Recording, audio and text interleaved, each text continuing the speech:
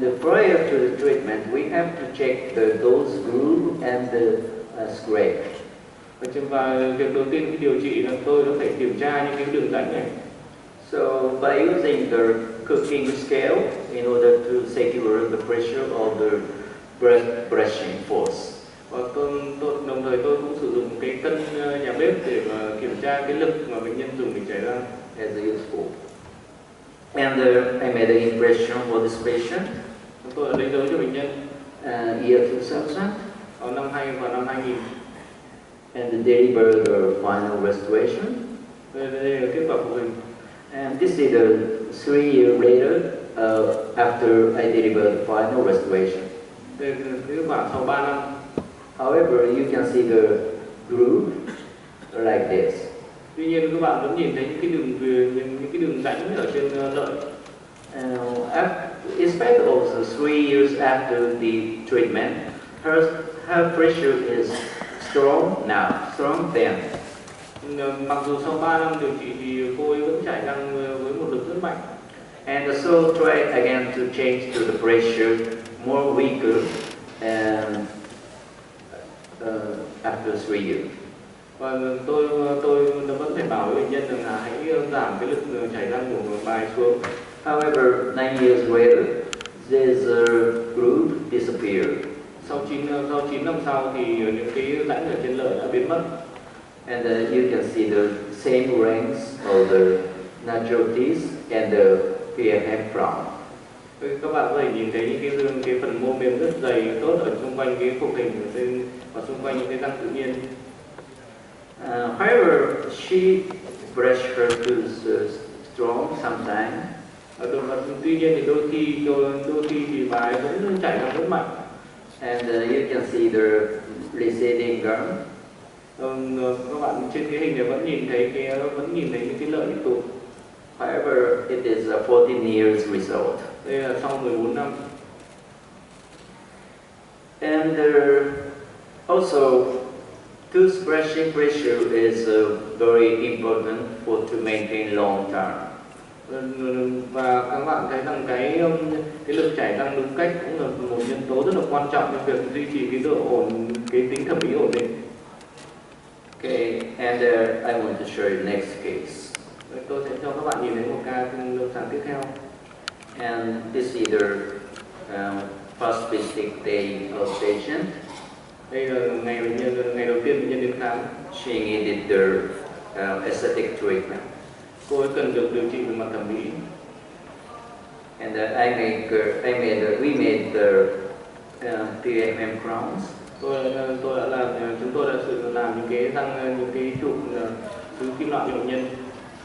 Prior to decide the shape of the proximal area, trước khi quyết định cái hình dạng cái phần tiếp xúc của trục xứ, we check the we make the cross section and check the condition of the interdental papillae. Trước khi đấy thì chúng tôi đã sử dụng đã tạo những cái mặt cắt theo kiểu đứng dọc để kiểm tra cái phần níu lợi giữa hai răng. If the interdental papillae make this concave, ở đây it will grow like make a lump hole. Ở đây thì chúng tôi thấy những cái phần về níu lợi nó bị lõm. And so I decided the final shape. Tôi quyết định cái hình dạng cuối cùng của phụ huynh. And also these are 6 crowns made by PFM crowns. Bệnh nhân này cuối cùng đã có 6 cái trục xứ kim loại. However, you couldn't see the metal. Nhưng các bạn không thể nhìn thấy phần kim loại của những cái trụ này. And this is this is just after I deliver the final restoration. Đây là bệnh nhân ngay sau khi được gắn khung hình. And this is the result of 5 years and 6 years. Đây là hình ảnh sau 5 năm và sau 6 năm. You couldn't see the receded gingiva. Và các bạn không nhìn thấy cục lợi ở đây. And this is the 7 years result. Kết quả sau 7 năm. However, you can see the black area like this. Nhưng tuy nhiên các bạn vẫn nhìn thấy những cái đường viền màu đen. And this patient sometimes brush practice strong, especially in this left side. Bệnh nhân này đôi khi vẫn chảy răng với lực mạnh, đặc biệt ở vùng bên trái. This overbrushing resulted in the recession of the gingiva. Đây là cái lực để răng không đúng và dẫn đến tụt lợi. So our hygienist instructed the correct pressure of the toothbrushing. Và cái vệ sinh viên của tôi đã phải hướng dẫn bệnh nhân chảy răng đúng cách. And however, 10 years later, still you can see the black margin like this. Nhưng mà sau 10 năm thì bệnh nhân vẫn có những cái đường viền màu đen. And this is the X-ray image of this patient. There is no problem, but nhưng mà trên hình ảnh X-quang của bệnh nhân thì vẫn không có vấn đề gì đặc biệt. And her pressure was improved, and the appearance of the gingiva changed. Nhưng cái lực chảy răng của bệnh nhân đã được cải thiện, và đến đây là hình ảnh sau 15 năm. You couldn't see the black margin here. Và các bạn không nhìn thấy cái đường viền màu đen ở đây nữa. This is a 15 years result. Cái kết quả sau 15 năm. And this is a 18 years result. Sau 18 năm, you can see black margin again. Các bạn lại nhìn thấy những đường. This patient brush her teeth strongly, especially this right side. Và lần này thì bệnh nhân đã chảy răng mạnh hơn nhưng mà ở phía bên phải. And also you can see the melanin tissue like this. Và các bạn có thể nhìn thấy những cái bệnh nhân, một số phần mô bệnh nhân nhiễm sắc tố melanin. And black dirt caused by the smoking. Và có một vài cái chấm đỏ là do bệnh nhân hút thuốc lá. And I'm sorry, this is Japanese. She has a problem of brushing and problem of occlusion and the smoking problem. Cô có vấn đề về chảy răng cũng như vấn đề về hút thuốc. And this is the patient of her children, her child, her son. Đây là bệnh nhân trẻ em tương đối lớn. And once again, I want to say this is their mother, and this is son. Đây là con trai của bệnh nhân. And he needed the orthodontic treatment. Cậu bé này cần phải được chỉnh nha. I treated her upper and lower jaw like this. Tôi đã dựng lại dựng thẳng hàng những cái răng hàm dưới của bệnh nhân. And this is the picture visiting day of her son. Đây là cái phim chụp vào ngày đầu tiên bệnh nhân đến khám. And this is during the orthodontic treatment. Đây là phim chụp trong quá trình điều trị. And this is the final result. Đây là kết quả cuối cùng of her son. Kết quả cuối cùng của con bệnh nhân. The problem is son's color of the gum similar to mother. Nhưng mà vấn đề của bệnh nhân này là bệnh nhân có cái lợi của bệnh nhân khá là giống với lợi của mẹ bệnh nhân. This patient smoke in the house always. Do cái bệnh nhân này hút thuốc ở trong nhà, luôn hút thuốc trong nhà. Her smoking influenced to the color of her son. Do cô hút thuốc, cái việc hút thuốc nó đã ảnh hưởng đến cái màu lợi của con cô ấy. So I said to the mother, you should quit the smoke in your home. Và tôi đã nói với cái người phụ nữ này là hãy đừng có hút thuốc ở trong nhà nữa. Especially with your child.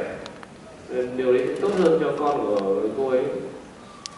So So has quit the smoking, and then after color of this is some better change the color like this. This is prior finished smoking, her mother, I think his mother, and then after change the color because his mother stopped quit the smoking in the house. Và cô ấy đã không hút thuốc trong nhà nữa. Trên hình là hình ảnh của cái lợi của cậu bé trước và sau khi mẹ của bé dừng hút thuốc. Sometimes smoking influence for the children.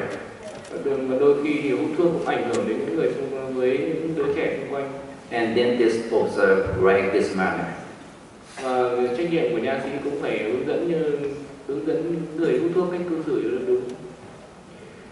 So once again, I talk about the implant. Và một lần nữa tôi sẽ lại nói về implant. First of all, I talk about natural dentition, the mechanism of the PDL. Và đầu tiên thì tôi đã nói về cái mô quanh răng của những răng tự nhiên thì đã có dây chằng quanh răng. High magnification of this picture. Đây là hình ảnh phóng đại của cái hình các bạn vừa xem. You couldn't see the fibers. It ran through the perpendicular to the horizontally to the implants. Đây là các bạn có thể nhìn thấy những cái dây chằng những cái dây chằng quanh răng nó bám vuông góc với cả răng tự nhiên, nhưng mà ở trên implant thì không có. There are 9 kinds of fibers surrounding natural teeth. Với các răng tự nhiên thì có đến 9 loại dây chằng nó bám xung quanh. However, lack of this horizontal fiber resulted in the 3 fibers surrounding implant prosthesis. Nhưng mà trên implant thì chỉ có 3 dây chằng nó bám thôi. So this lack of fibers resulted in the difficulty also aesthetic treatment about the implant. Cái điều này dẫn đến sự khó khăn khi mà để đạt được kết quả thẩm mỹ xung quanh implant. And I want to skip this picture. So when I reconstruct into implant papyri, khi mà sau khi tôi đã tạo hình cái implant, we have to reconstruct triangular shaped bone between the implant. Tôi phải tái tạo phần xương ở giữa implant. This is difficult between the natural dentition and the implant prosthesis. Thì điều này rất khó khăn đối với những phục hình nhân tạo. All of them are caused by the lack of the PDL. Nguyên nhân chủ yếu vẫn là do thiếu các dây chằng quanh răng tự nhiên. Another word, the importance of the PDL in the treatment of the natural dentition. Điều này càng nhấn mạnh cái tầm quan trọng của những cái dây chằng quanh răng tự nhiên trong việc điều trị các răng thông thường, các răng tự nhiên. If we recognize the importance of the periodontal ligament, và tôi khuyến cáo việc duy trì những cái dây chằng quanh răng, we can achieve long-term success in the natural dentition. Khi mà các bạn duy trì được cái dây chằng quanh răng này thì các bạn cũng đạt được kết quả thẩm mỹ lâu dài. And generally speaking, and implant prosthesis make a triangle shaped prosthesis, and I want to show you the clinical cases. Yeah. And this is the implant prosthesis due to the conjunction case of the periodontitis. Đây là những cái trường hợp mà có implant mà có ở trên bệnh nhân đồng thời có những cái bệnh viêm quanh răng. I extracted 4 anterior teeth. Tôi đã nhổ 4 cái răng phía trước. And set up the model. Đây là mẫu của bệnh nhân. For diagnostic. Đây là mẫu chẩn đoán. And this is the prior to operation. Then after I image the final result. Đây là cái mẫu thử trước khi mà tôi làm cái cuộc hình cuối cùng. And by using this model, and I make a provisional restoration like this. Đây, nhờ cái mẫu này mà tôi đã tạo ra những cái phục hình tạm thời giống như trên hình. And this provisional restoration, the shape of the provisional restoration, same as the ovate pontic that I said before. Okay, những cái hình dạng của những cái phục hình tạm thời này nó giống như nguyên tắc sườn hình chứng mà tôi đã nói, nhịp cầu hình chứng. And you can see the four ovate pontics area like this. Đây các bạn nhìn thấy bốn cái nhịp cầu hình chứng như trên hình. This is a provisional restoration. Then after I remove the provisional restoration, you can see the beneath this area. You can see the ovate shape. Và sau khi tôi đã lấy bỏ cái hình những cái phục hình tạm thời ra, các bạn có thể nhìn thấy cái hình chứng ở trên hình. And by using this information, I decided the position of the implant. Và nhờ những cái thông tin này, nhờ cái thông tin thu thập được này, tôi đã quyết định được cái vị trí mà đặt implant. And then after I insert the fixtures. Sau khi tôi đặt fixture, but I never lace flaps. sau đó tôi cũng tạo vạt. And after implantation, I remove the ovate pontics like this. Sau khi đặt implant, tôi đã lấy bỏ những cái nhịp cầu hình chứng. And then I made a lot of bone structure in the front of this area. Excuse me? I mean make a lot of bone structure in the front of the fixture. Sau đó tôi cũng ghép để tái tạo rất nhiều xương ở phần phía trước của những cái fixture này. Because in order to prevent the resorption of the bone, it is necessary to make a lot of bone structure in the front of the fixture. Tôi làm như thế để ngăn chặn để phòng ngừa cái nguy cơ bị tiêu xương. And they make impression, lấy dấu cho bệnh nhân. And this is the procedure of the technical made by the zirconia. Đây là những cái quy trình kỹ thuật được làm bằng zirconia. Yes. And this is the final restorations. Đây là kết quả phục hình cuối cùng. And I delivered the abutment to the mouth. Thế tôi gắn một abutment miệng của bệnh nhân.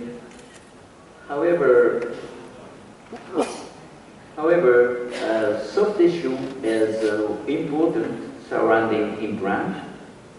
Tuy nhiên cái phần mô mềm vẫn đóng vai trò rất quan trọng xung quanh implant. Never lace a flap. Never lace a flap. Never lace a flap because never open the flap. Và tốt nhất thì các bạn đừng bao giờ lật cái vạt này lên. Because open the flap resulted in the resorption of the bone. Vì cái việc lật vạt nó dẫn đến cái việc tiêu xương xung quanh implant. And this is I delivered the final restoration. Đây kết quả phục hình cuối cùng. And this is just after I inserted final restoration. Thì sau khi bệnh nhân được gắn phục hình. And this is about 1 week later. Một tuần sau. And you can see the nice result for this patient. Thì các bạn nhìn thấy bệnh nhân này đã đạt được kết quả điều trị tốt. However, when I compare with a natural dentition, it's difficult to regenerate in the implant papillae. Nhưng mà tuy nhiên thì khi so sánh với cả những cái răng tự nhiên thì rất khó để mà có thể đạt được, có thể tạo được những cái nhú lợi giữa các răng. And this is 1 year later. Một năm sau. However, I made a lot of bone structure in this interproximal area. I want to make a bone structure this portion. Nhưng mà sau khi nhìn trên cái hình này, tôi muốn tạo thêm xương, tái tạo thêm xương cho bệnh nhân ở giữa các răng. I'm sorry. So this is the final result, X-ray image. Đây là kết quả X-quang cuối cùng. And I want to skip next case. I'm sorry. And I showed Tôi you. sẽ chuyển sang một ca tiếp theo. Yeah. And this case I showed you the time before. Cái ca này các bạn đã nhìn, tôi đã cho các bạn xem lúc nãy. Also, I made a lot of bone structure this area. Tôi đã ghép rất nhiều xương ở vùng này. And inserted the implant. Sau khi khám implant cho bệnh nhân. And then after make impression. Sau đó lại lấy dấu. This is the situation of the provisional restoration. Đây là hình ảnh của phục hình ngắn tạng. And this is the provisional restoration again. Đây cũng là phục hình tạng. And the provisional restoration again. Vẫn là phục hình tạng. And this is the provisional restoration. Trên hình này cũng là phục hình tạng. So I want to say that when I utilize the implant prosthesis and also I utilize the shape profile. Khi tôi muốn nói các bạn rằng kể cả khi tôi làm phục hình implant, tôi vẫn tuân theo cái nguyên tắc hình chữ S. However, in the case of the implant, I utilize a shape strongly like this. Nhưng mà trên cái hình với những phục hình implant, tôi làm cái hình chữ S này nó lõm sâu hơn. Because of the lack of the periodontal ligament resulted in the thin soft tissue, so it is necessary to give the strong shape profile. Vì do cái lý do ở đây là do bệnh nhân do những cái phục hình implant này không có dây chằng quanh răng nên tôi phải làm lõm sâu hơn để có cái phần mô mềm của bệnh nhân nó dày hơn. And also it is necessary. This is the situation of the delivered abutment. Đây là cái ngày tôi gắn abutment. And you can see the implant papyri, it is supported by the bone. Các bạn nhìn thấy cái phần nhú lợi ở giữa hai răng nó được củng cố bằng cái phần xương. And this is the final result. Kết quả cuối cùng của bệnh nhân. Also, this is the final result. Kết quả cuối cùng. And this is and now I want to I talk about the implant process in order to compare with the natural dentition. Bây giờ tôi sẽ nói tiếp về cái implant làm sao có thể đạt được như cái răng tự nhiên. Because I want to inform you the importance of the periodontal ligament. Tôi muốn lưu ý các bạn về cái tầm quan trọng của cái dây chằng quanh răng. And every dentist remove calculus, tartar. Các nha sĩ thường lấy bỏ cao răng của bệnh nhân. However, sometimes remove periodontal ligament. Và đôi khi thì nha sĩ cũng lấy luôn, cũng làm mất đi cả phần dây chằng quanh răng của bệnh nhân. And it's a caution, and never remove periodontal ligament. Và hãy luôn luôn nhớ rằng đừng bao giờ lấy đi cái phần dây chằng quanh răng của bệnh nhân. And the difficulty of the reconstruction of the implant, from the view of the difficulty of the reconstruction of the implant.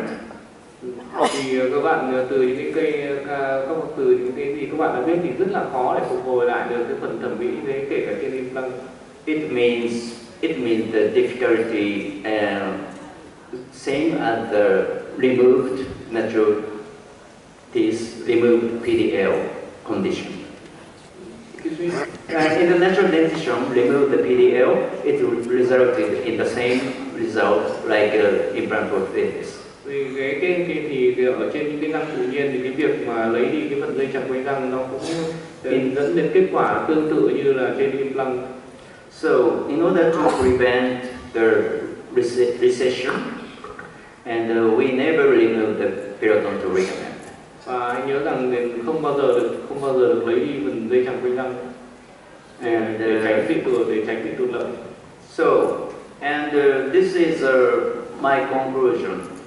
And in order to secure the long-term success, đây là kết luận của tôi để có thể đạt được kết quả thẩm mỹ lâu dài. It is maintain soft tissue surrounding processes. Vậy chúng ta phải luôn luôn duy trì cái phần mô mềm xung quanh của mình. If you want to maintain soft tissue final restorations, Cần phải excuse me. if you want to maintain soft tissue surrounding final restorations, Nếu muốn duy trì được những cái phần mô mềm xung quanh cái phục hình, prior to never remove the PDL. không bao giờ được làm mất đi cái phần dây chằng quanh răng. And also, and this is my final conclusion. And also, I want to inform you this S-shape concept and make precise impression.